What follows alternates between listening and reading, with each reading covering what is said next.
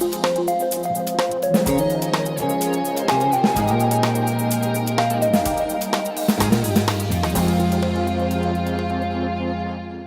we've made it to the end of 2017, which means this is our year in review webcast. We'll look at the significant changes in the city, from big decisions made to hits and misses by city leaders. And I thought we'd just get started by remembering back to January, a long time ago, and just kind of what was going on in the city at that time. We'd come off of an election. Obviously, the national scene was kind of roiling, but locally we also had a school board election and city council elections. So we had new members there. What else was going on as of January, or what was still pending at that time?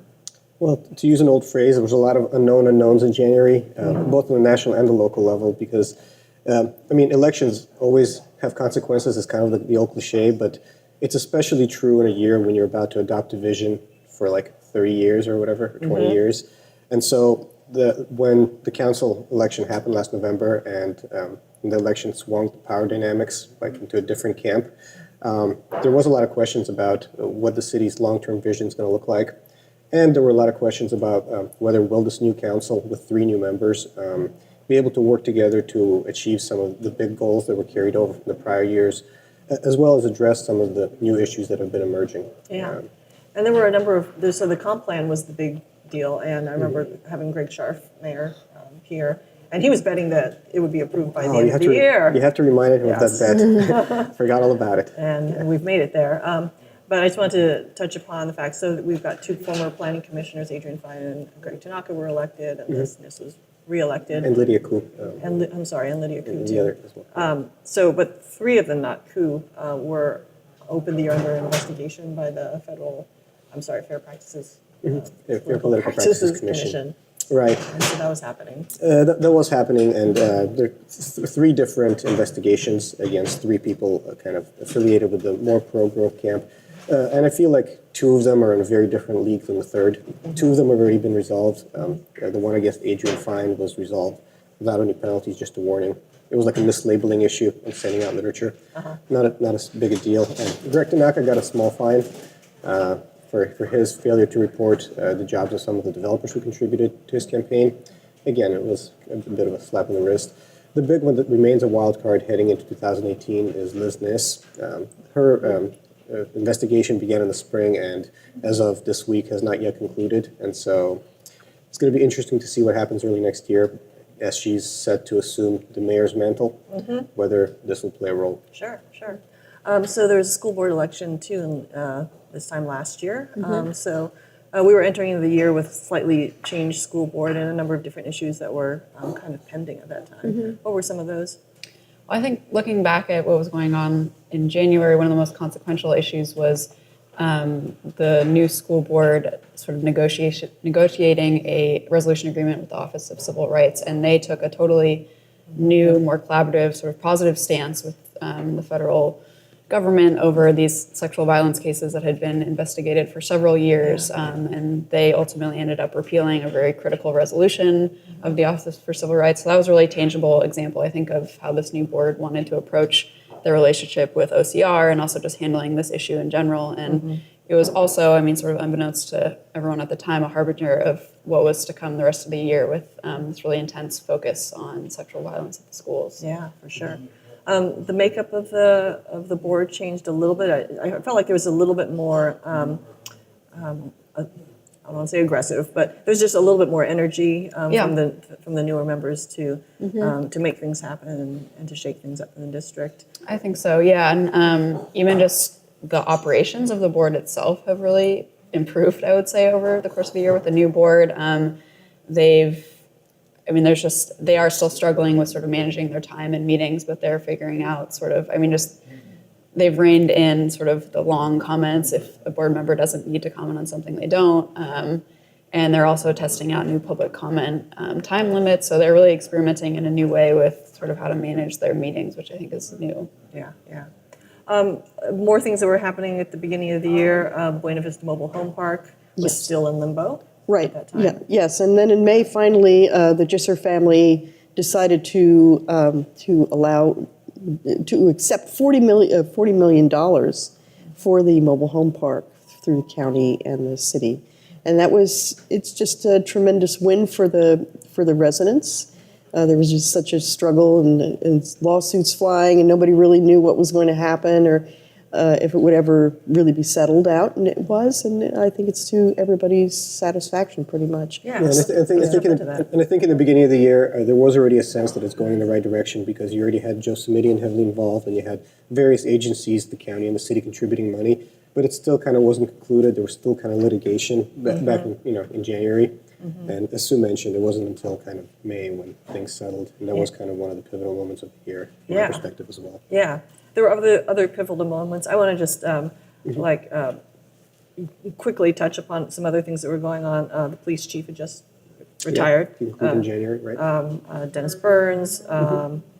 Besides the comp plan, there were other plans that were kind of pending. The Parks, Trails, Natural Space, and Recreation Master Plan had not been approved.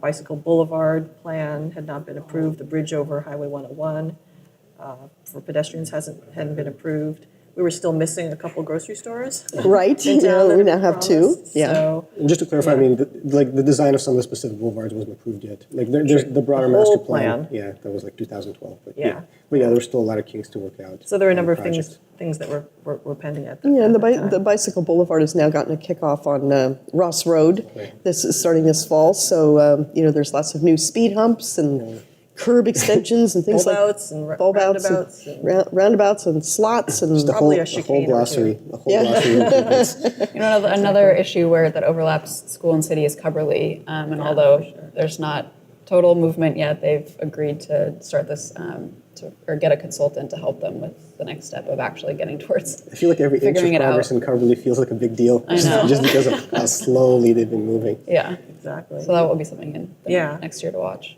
Yeah, so Gennady, one theme in your piece for the year in review is just pivoting, the idea that we're moving from plans into action. Right. So talk a little bit about that this year, what you saw that has finally moved to some sort of decision and action plan. Yeah, absolutely. And we already touched on two of the big ones, which is the comprehensive plan, which the council approved in November, and the Buena Vista resolution. They were planning to save it for years, and in May they finally did. But those aren't the only two issues. I feel like the two major kind of things people talked about, housing and transportation, there's been like concrete progress on both of them. On the housing front, in addition to Buena Vista, the council did loosen rules for accessory dwelling units. And also the state has as well, so it became a little bit less important.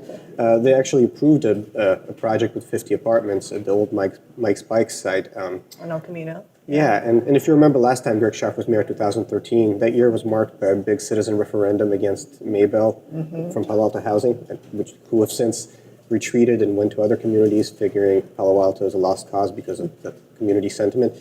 They came back and they this year introduced a project, so they're kind of back in the scene that the council kind of gave sort of good reviews to.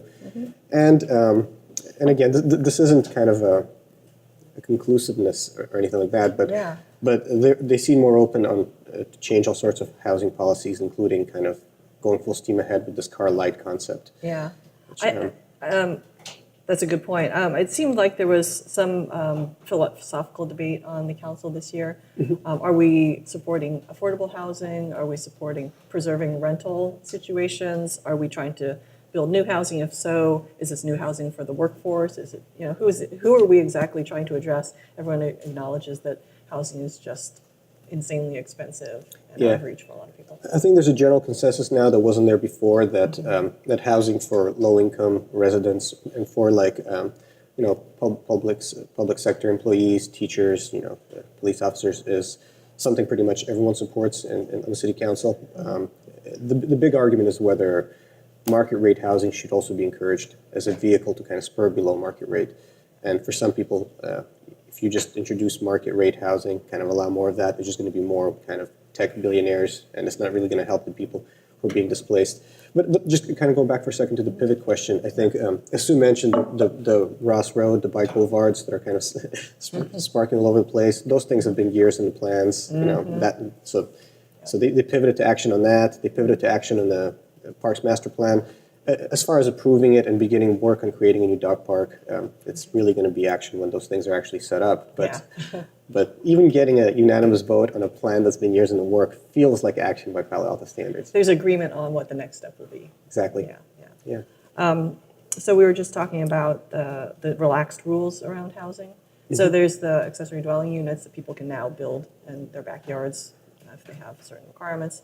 What other rules had the council looked at that they thought were going to encourage housing? Well, I think the one big thing that I think signifies how 2017 went in Palo Alto was the housing memo that Adrian Fine and Corey Walbeck and Liz Niss submitted in November, which surprisingly for me got like unanimous support, because I feel like if this happened last year, that wouldn't have been the case. I would expect 5-4, 6-3. And that proposes exploring all sorts of rules to encourage housing, including relaxing parking rules for low-income housing, allowing greater building heights, still within the 50-foot limit, but in areas where you might have a 35 limit because of zoning, you might allow greater if they do, if they devote it to below market rate. More inclusionary zoning rules, maybe having a higher percentage of units that have to be for below market rate. So there's like a whole list of rules, and some of them are fairly non-controversial, but when you talk about parking or allowing more density, these are the kind of things that I would have expected to kind of, spur a battle, but because of the change in the political makeup and the kind of way that the housing conversation progressed throughout the year, it ended up getting like big support. So, and the fact that the comp plan was approved means that staff will now have time to actually look at these changes. So, which is One of the things that I've been hearing actually, in the neighborhoods as well, and I wrote about it a couple of times, was the concept of the cluster homes, and that's actually been disappearing. It's something that the council hasn't looked at. It's What been are brought up cluster some. homes? Okay, so cluster houses are basically, they've dated back to like the 30s, 40s, and 50s in some of the neighborhoods. They're almost like little mini cul-de-sacs in Okay. which you might have there are like 4 units back there, sort of set back from the road, and so they're usually cottages, and they are disappearing. They're becoming an endangered species as people purchase the property, and rather than, they really won't make enough money to rent out each of the cottages, so they're raising them and putting up a mega home. So this is another thing that's kind of been hanging there. It may not be a major City one, but Council it's a hasn't loss really of... done anything on that this year, Right, but maybe right. maybe in 2018 we might see that issue come up a Right, little more. right. It's just something that's been coming up. It may not be it's not a major change one way or the other in terms of, it's a drop in the bucket in terms of the city's actual housing numbers, but it is something that's removing affordable housing or so-called affordable housing. One thing that we've seen this year time and again is just that nexus between housing and traffic. So the idea of, can we build housing where the tenants won't even have any cars, therefore not adding traffic to the roads? Car light, I believe the phrase is. Were there other strategies that the council in particular was looking at for kind of encouraging housing, but at the same time, not creating more traffic jams? Yeah, I mean, TDM is kind of the acronym of the last few years, Transportation Demand Management. And I feel like there's a sense now in the council that whenever there's going to be a big new development, not just housing, but commercial, there's going to have to be like a big TDM package proposed by the developer to go along with it, which could mean giving Caltrain passes to all the residents or workers, or having bike lockers, things like that. And so the big question when it comes to this nexus is, do these kinds of incentives actually work? And I feel like this year we've seen some indication that they do, based on the work of another acronym, TMA, the new nonprofit. This year I think it was a very promising kind of report from them. This is downtown? In downtown, Palo Alto. yeah. They succeeded in getting the rate of service workers who tend to be the most likely to drive alone. So it went from 80% SOV rate to 70%, which is pretty significant for a tiny organization with very limited means.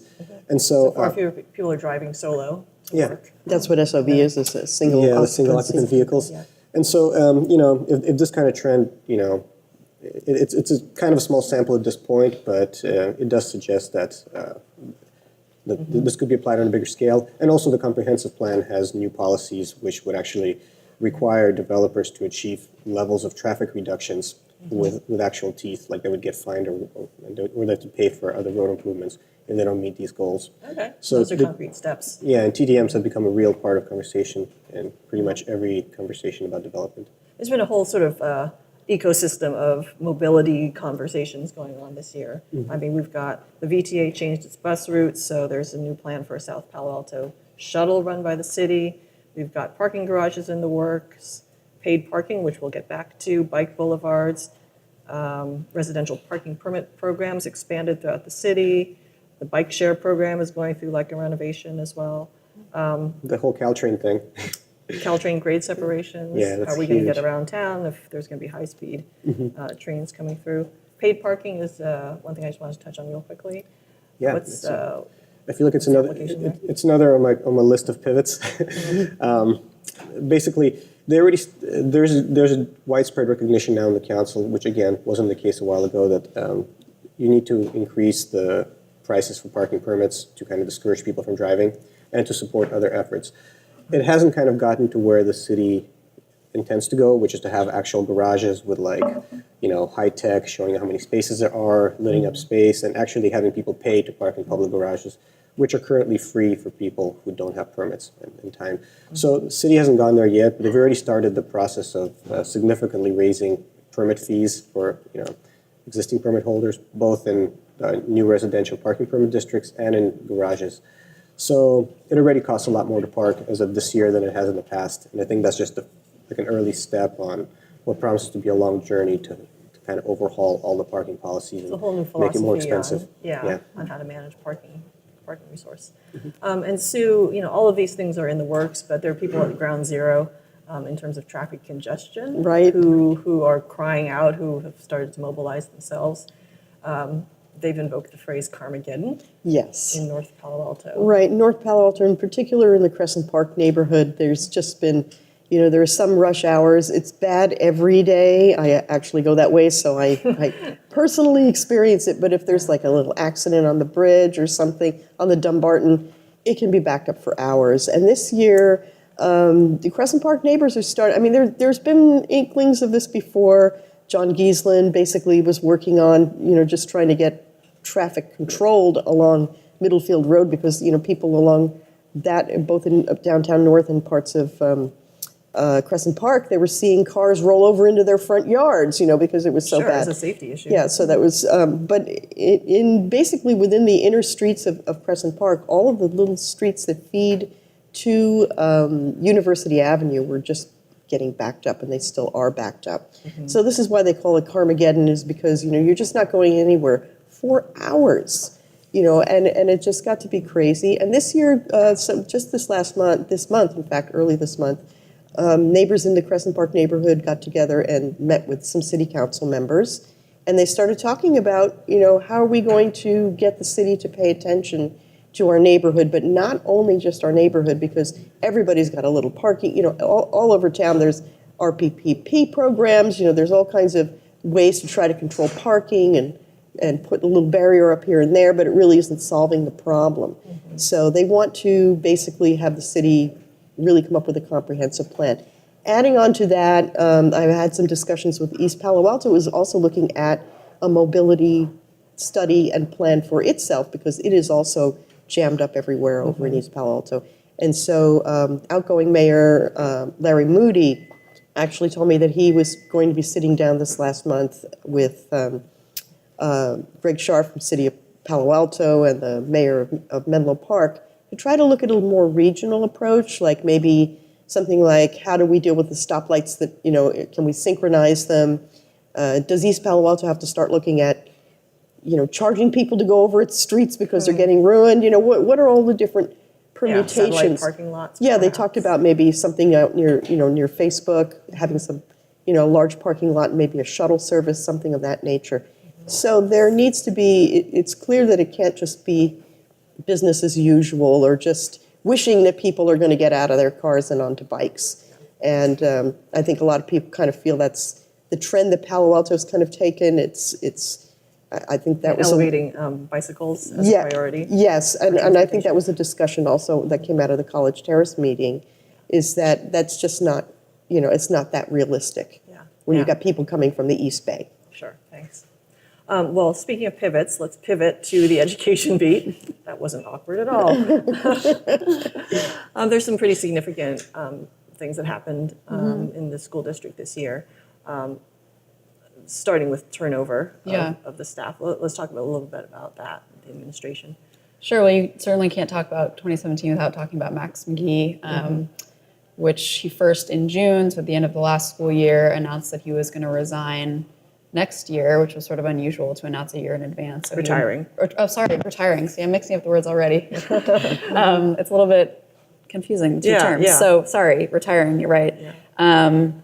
And by September, he announced that he was resigning effective immediately. And there was sort of a series of sort of a domino effect of things that happened throughout the year that I think contributed to that, including the issues with handling of sexual violence cases at Palo Alto High School, which came out in the spring. And that sort of took up a lot of the community's attention throughout the year. Yeah, that really sparked some outrage, particularly in May about one particular case. Yeah, and the fact that, as I mentioned earlier, the board, at the exact same time that a lot of this was going on behind the scenes at Pali, the board was signing this resolution agreement with OCR, and it's felt like sort of not bringing it to a conclusion, but in a sense, sort of some sort of conclusion after years of an investigation here. Meanwhile, there were the same failures called out by OCR going on in a new case. So that brought a lot of sort of new people out in terms of advocacy and showing at board meetings this year and really holding their feet to the fire in terms of how they're going to respond. Calls for, removal of Pali Principal Cambiorio, of McGee. And those, it's also worth saying that the discipline for Pali administrators is sort of still in flux. It's unclear if that's going to happen or not, but that there's been some closed session meetings where it's not specific names, but you can by high school and the number of people. It looks like the board is still discussing that in closed session. Yeah, there was a lot of pressure on the administration this year around that issue, from the school board, Yes. I should say. And it seemed like a lot of it was kind of hidden. I mean, in closed sessions, we didn't exactly know what was going to happen, but McGee was certainly the top official to leave, but there were others as There well. were numerous others. Holly Wade, who was also really criticized in the Cozen O'Connor report, the law firm that the board brought in to investigate how this Pali case was handled. So Holly Wade was the former chief student services officer, but also the Title IX coordinator. She had left in June. Marcus Autry, who was the associate superintendent, left in January. Chara Perry, who was the special ed director, left mid-year. Scott Bowers, who is the head of HR, retired. Martha Castellon, who was brought on to be the district's first ever equity coordinator, which was very exciting, also left at the end of the year and has been replaced. Denise Herman, the principal of Gunn High School, left. Other principals left. So there was a ton of turnover in these also really critical positions in the district. So I think next year is going to be a huge year of, and it's already started this year, but rebuilding, and there's a lot of reference to healing and needing to get through this transition time. Yeah, a lot of the institutional knowledge has left. Yes. For good or ill. And Karen Hendricks, the newly hired HR director, was appointed interim. Right. Yeah, soon. So, there's a lot. You were mentioning Title IX before. There's a interim coordinator who was hired. Oh, right. I should have mentioned that was another key hire.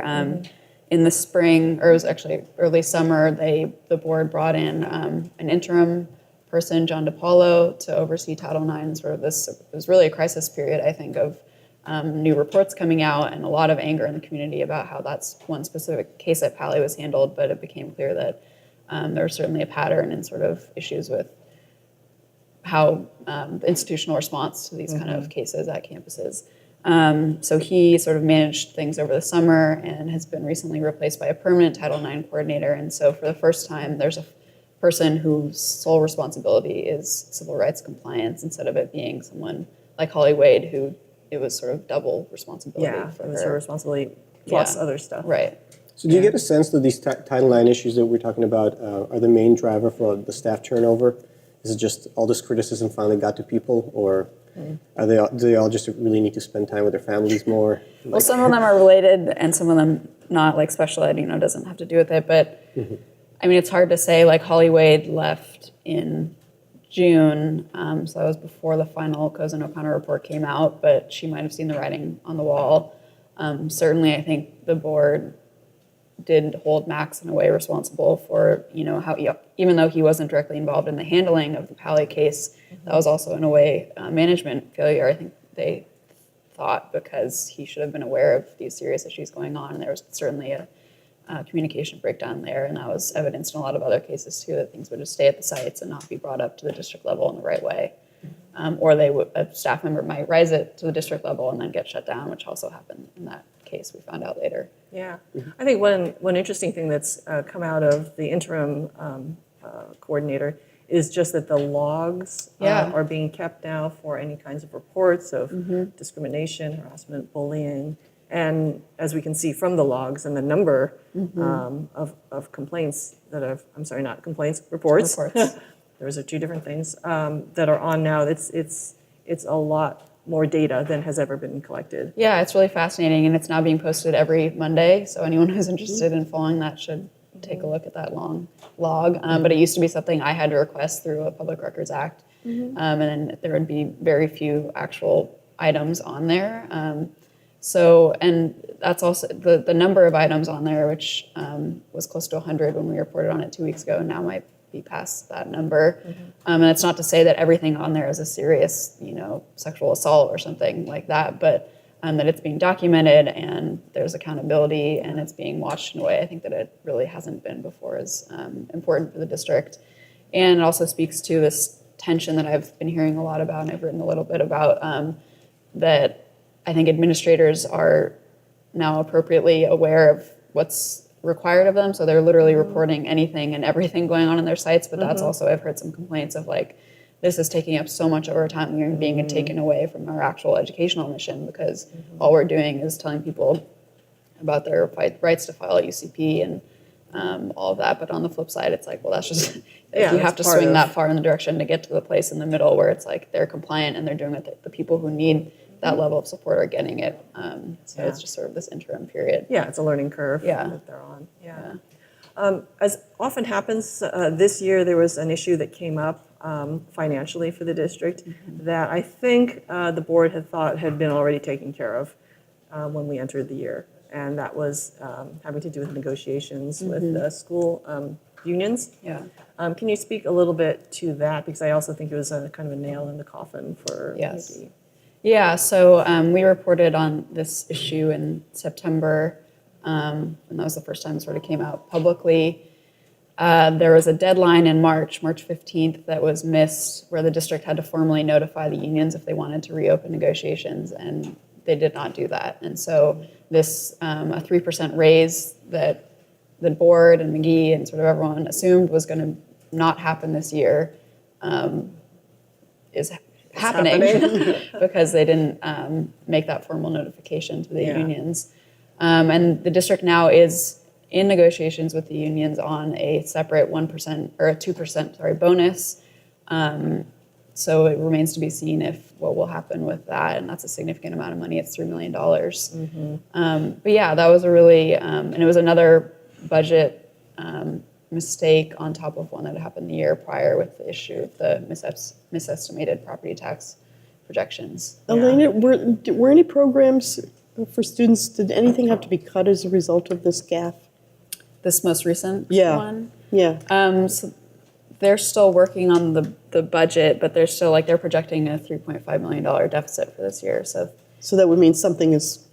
Yeah, and I think they always say we try to cut away as far away from the classroom as possible. But even in the last round of budget cuts, there are issues with sort of classified staff at Gun being cut, and people poured out to board meetings to talk about how that really would impact students. So there were certainly impacts felt, but they tried as much as possible to keep it away from. Did any heads schools. roll as a result of this? Any job losses because of this?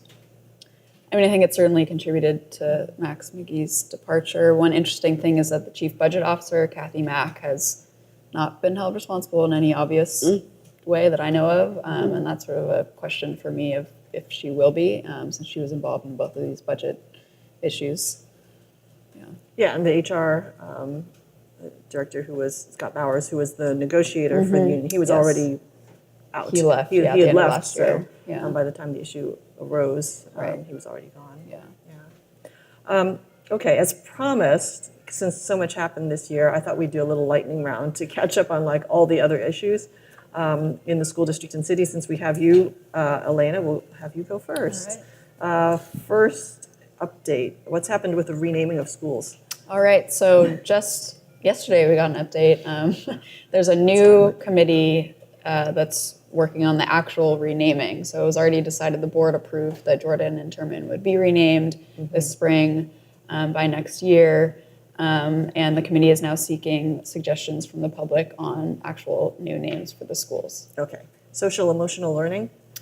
So that really rolled out in earnest this year at the high schools, particularly at Gunn, and this sort of is like, I hate to use the term upstream, but that's sort of the idea in mental health and student well-being, doing things that are very preventative and sort of about supporting and making sure students feel connected at school. So there's some pilot programs going on. That's sort of the next phase in mental health support. Okay. And equity plan. What came out of the Minority Achievement Talent Development? So that sort of stalled all year. Actually, the Equity Plan 1.0 presentation was in January, and then this very last board meeting this week, the last of the year, came the updated version with the new equity coordinator behind it. And so that will be really interesting to watch in 2018, to sort of what action actually happens, because that's been sort of stalled all year. Okay, great. Sue, what's happening with Antonio's Nut House? Well, it is kind of, it's still open. It's kind of in flux in terms of who will ultimately be taking over. It looks like one of the family members who was a son, is Tony not Monteith, involved. who died. Yeah, after Tony Monteith had passed away. One of the sons is no longer involved. It looks like the Tony's wife, Aloha, and one of the current managers, are the ones who are trying to keep it going, keep it open. They'd like to spruce it up. They hit one little snag in that apparently they are not supposed to have any alcohol served out on the street. People can't get their drinks and bring it outside and have it along with their tacos, unlike other restaurants in town. So it's making it look, they feel that that's cut back on some of the understanding that the place is still open, because it looks abandoned. Oh, sure. Yeah, and so No they one's say outside. they have seen a little bit of a drop in clientele as a result of that.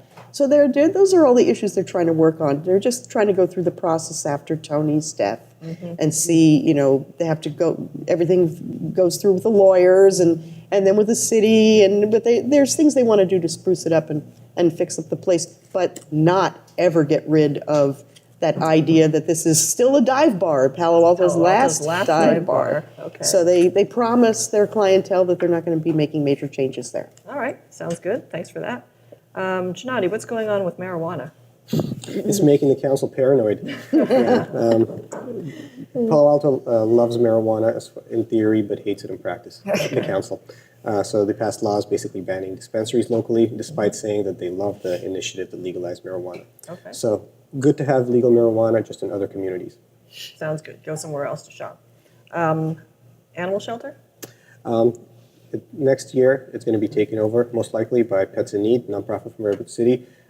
In August, September, the city agreed on a letter of intent, and they're working out all the kinks and the details, and sometime next year, they're probably going to move into the existing shelter and start working on a new one. Here's a throwback. Anaerobic digester. Oh boy. Sludge haul out. I'll put it in the fiber to the premises folder Oh, of dear. forgotten dreams. Still a long-term vision at some point, but I think it was a waste-to-energy plant that the city had initially were hoping to build in Bixby Park, but now they shifted to a different model of exporting waste to other communities, but processing in a very environmentally responsible way. Brings us to our quote of Phil Boble, who said it doesn't matter so much what we do, where we do it, as what we do. Yeah, which is quite different from we need to keep it local, Measure Exactly. E, Yeah. way back when. All right, well, the times there are changing, and they'll keep changing in 2018. Thank you for your work this year and bringing us all the news, and we'll see what happens next year. That wraps it up for Behind the Headlines. If you like our webcast and want to subscribe, you can click below. We're on Facebook, Twitter, and Instagram, and always on paloaltoonline.com, so check us out there. We will see you next week.